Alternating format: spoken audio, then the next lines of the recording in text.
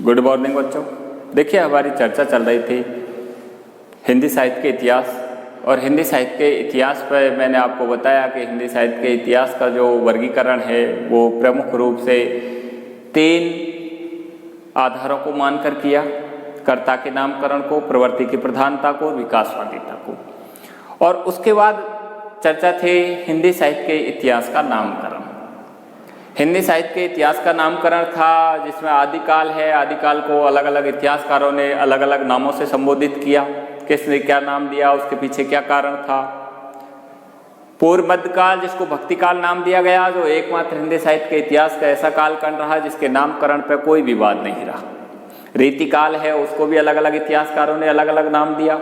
उत्तर मध्यकाल अगर सर उसी तरह हिंदी साहित्य के इतिहास का जो आधुनिक काल है उस पर भी मतभेद रहा।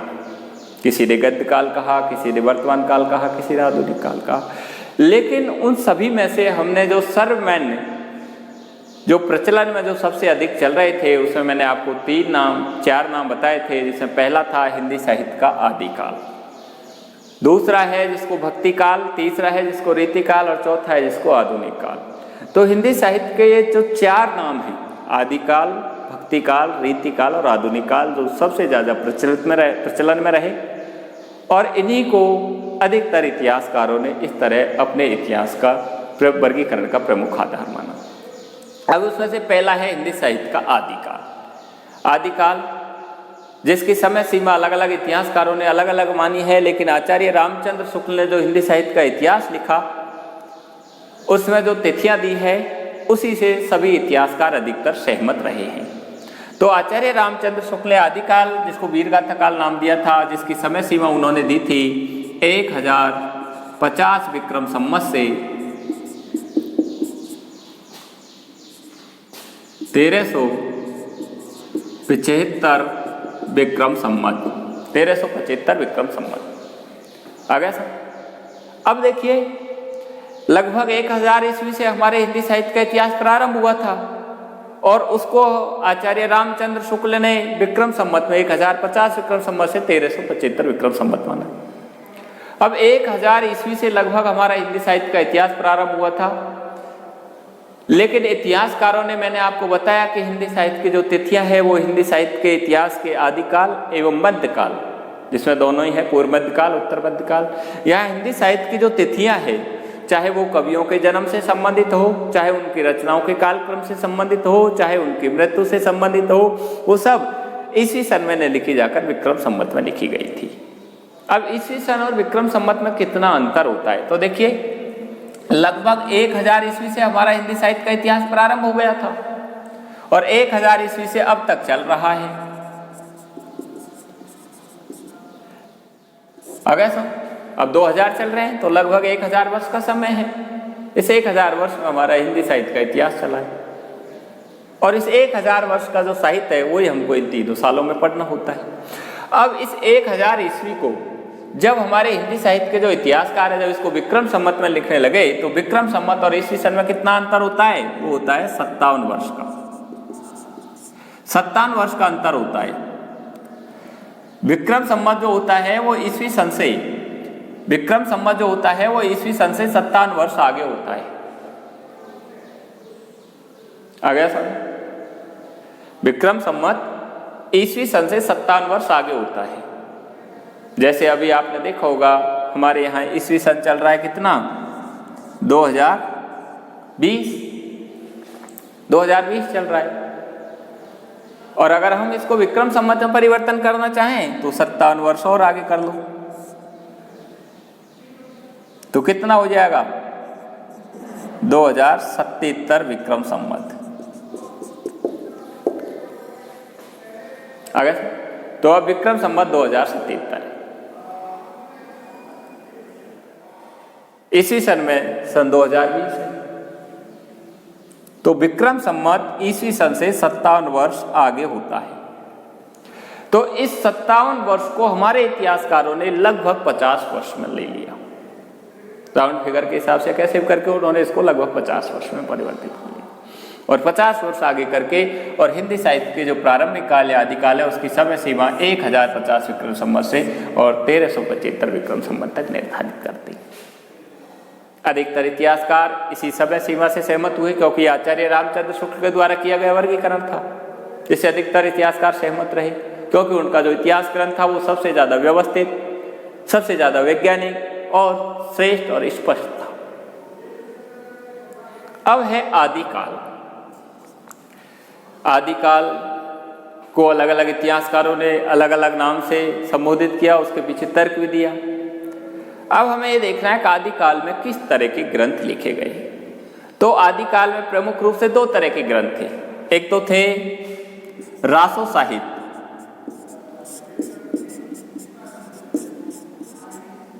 और दूसरे थे रास साहित्य।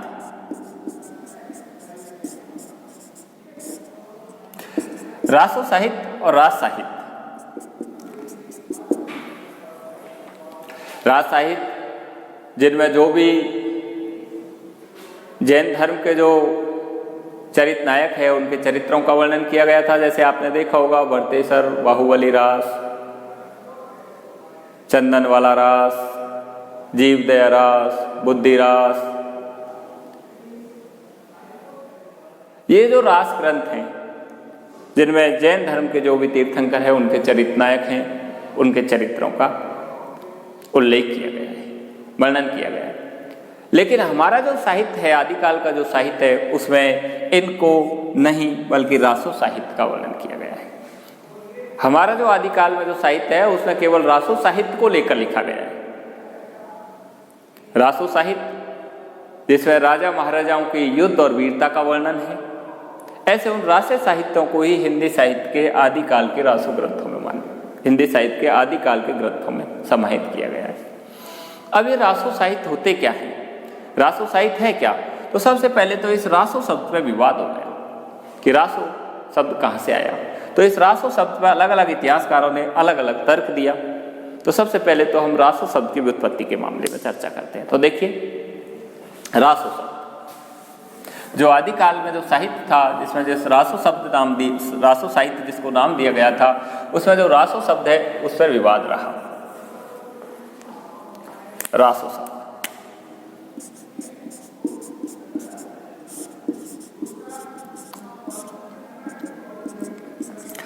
तो इस रासो शब्द को, इसकी व्युत्पत्ति को लेकर के और इतिहासकारों में मतभेद हो गया। तो सबसे पहले हिंदी साहित्य के जो प्रथम इतिहासकार है गारसादा तासी,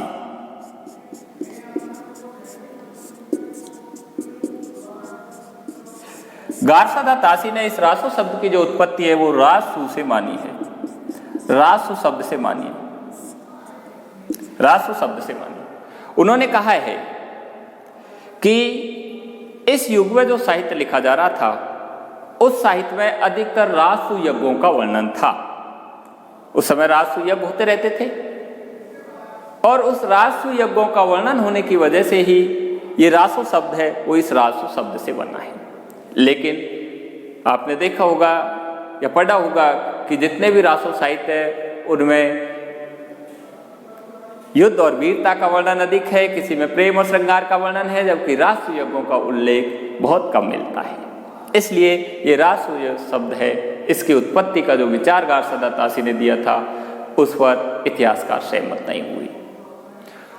कुछ जो हिंदी के, कुछ हमारे जो हिंदी के जो इतिहासकार हैं उन्होंने जो राजस्थानी भाषा का जो रास शब्द है, कुछ विद्वानों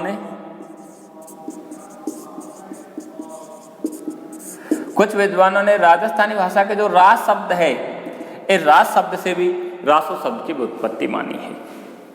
रास का अर्थ होता है लड़ाई या झगड़ा, लड़ाई या झगड़ा या युद्ध। तो इस रास शब्द से भी उन्होंने रासो शब्द की उत्पत्ति मानी। उन्होंने कहा है कि इस युग में जो साहित्य लिखा जा रहा था, इस युग में जो साहित्य लिखा जा रहा था उस साहित्य में युद्ध और वीरता का वर्णन अधिक था, युद्ध और वीरता का वर्णन अधिक था। और रास शब्द का जो अर्थ है वो भी युद्ध और वीरता होता है। इसलिए युद्ध और वीरता का वर्णन अधिक होने की वजह से ये रासो शब्द है, ये इस रास शब्द से बना है, जिसका अर्थ होता है युद्ध और झगड़ा, लड़ाई। लेकिन इतिहासकारों ने उसका भी खंडन किया। उन्होंने कहा कि सभी रासो ग्रंथों में युद्ध और वीरता का वर्णन नहीं है, बहुतों में प्रेम और श्रृंगार का भी वर्णन है। नरोत्तम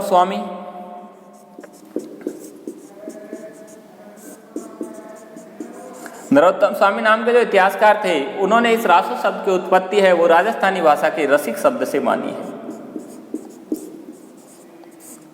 राजस्थानी भाषा के रसिक शब्द से मानी है। और उन्होंने कहा कि रसिक शब्द का जो अर्थ है वो कथा काव्य होता है। कथा काव्य, जैसे काव्य के रूप में कोई कथा को कहना होता है। तो उन्होंने कहा कि रासो शब्द है वो इस राजस्थानी भाषा के रसिक शब्द से बना है, जिसका अर्थ कथा काव्य होता है। आचार्य रामचंद्र शुक्ल हैं,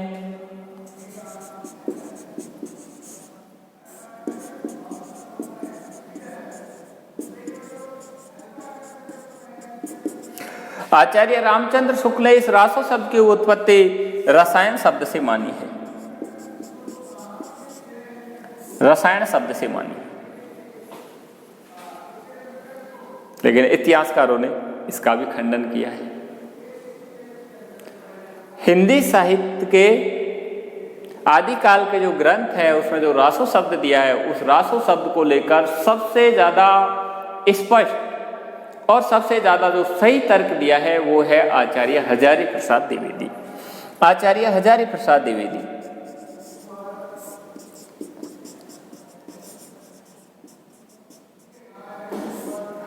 आचार्य हजारी प्रसाद द्विवेदी ने इस रासो शब्द की उत्पत्ति राजस्थानी भाषा के रासक शब्द से मानी है। रासक शब्द से मानी है, जिससे सभी इतिहासकार सहमत हुए हैं, अधिकतर इतिहासकार सहमत हुए हैं। उन्होंने कहा कि इस युग में जो साहित्य लिखा जा रहा था, उस साहित्य में ये रासक नाम का जो छंद था, एक छंद होता था रासक नाम का, जो युद्ध और वीरता का वर्णन करने वाले साहित्य में जिसका प्रयोग किया जाता था। तो इस रासक जो छंद था ये 29 मात्राओं का होता था, 29 मात्राओं का, 29 मात्राओं का एक रासक छंद था। उस रासक छंद का इस युग में जो साहित्य लिखा जा रहा था उसमें अधिक ज्यादा प्रयोग किया जा रहा था, इसलिए उस रासक छंद की वजह से ही इन ग्रंथों का नाम रासो शब्द पड़ा, रासो ग्रंथ पड़ा। तो आचार्य हजारी प्रसाद द्विवेदी ने जो रासक शब्द से जिस रासो शब्द की उत्पत्ति का जो तर्क दिया था, उससे सभी या अधिकतर इतिहासकार सहमत हुए और उसी को सबने सही माना।